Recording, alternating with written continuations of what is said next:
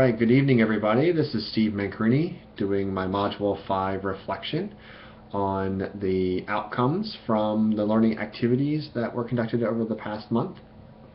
And I am going to frame this next 5 minutes or so with Barbara Love's article, Developing a Liberatory Consciousness, and really thought that one of the quotes that she had written was pretty profound in my understanding. So just the development of liberatory consciousness is a crucial step because it enables us to live our lives in oppressive systems and institutions with awareness and intentionality rather than on the basis of socialization to which we had been subjected.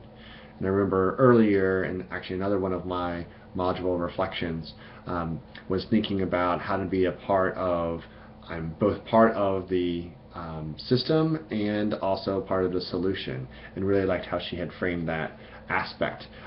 So the kind of the four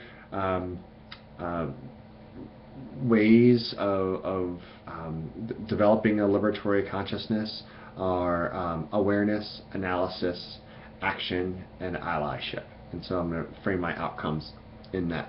I'll first say that my learning activities revolved around understanding the Black student experience. And my 5 activities were having a conversation with a graduating Black student, attending a rally for respect and racial equality, going to the International Civil Rights Museum here in Greensboro, watching Dear White People, a movie that was produced last year about 4 Black students' experience on a college campus, and then also having a conversation with a staff member within the Center for Race, Ethnicity, and Diversity Education at Elon.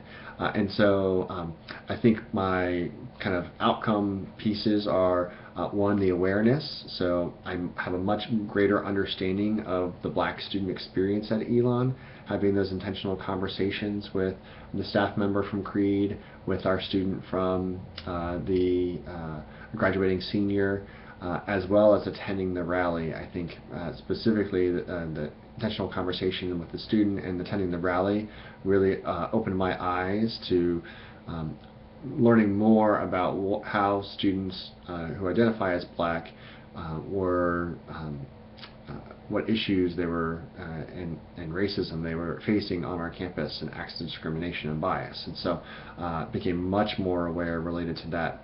But then also I would say with my conversations with our staff member, Dear White People, the museum attendants, was understanding Black culture and having a greater awareness of Black culture.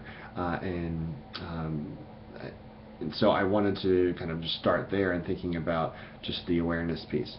The analysis piece I would articulate more related to understanding my white racial identity. I think through this whole process I've been thinking about the power and the privileges associated with being white, and so as I looked through my lenses through which I view the world, through my 5 learning activities, that I was really thinking about not only just understanding Black culture and the Black student experience, but also then trying to understand what is my role as a white ally and a white administrator. And so really thinking about that. The other 2 pieces, kind of the action and the allyship, I think those are all behavior related, and so I really hope to see a change over the upcoming future related to those. But I think the biggest thing for me related to that is authentically showing up and engaging around racial differences. I think that is probably one of the biggest takeaways that I have from these activities is really thinking more in depth about how I'm going to be engaging with populations who are marginalized on our campus, and being authentic with what I understand, what I don't understand, but having to engage with that process. Someone once told me, you're not really doing social justice work unless you're doing work around race. And while I understand their perspective. I think it's not just about race, but it is a major part of doing social justice work is around race. So glad I had those opportunities to engage. With that, I'm going to wrap up. I look forward to reviewing all of your modules. Have a good night.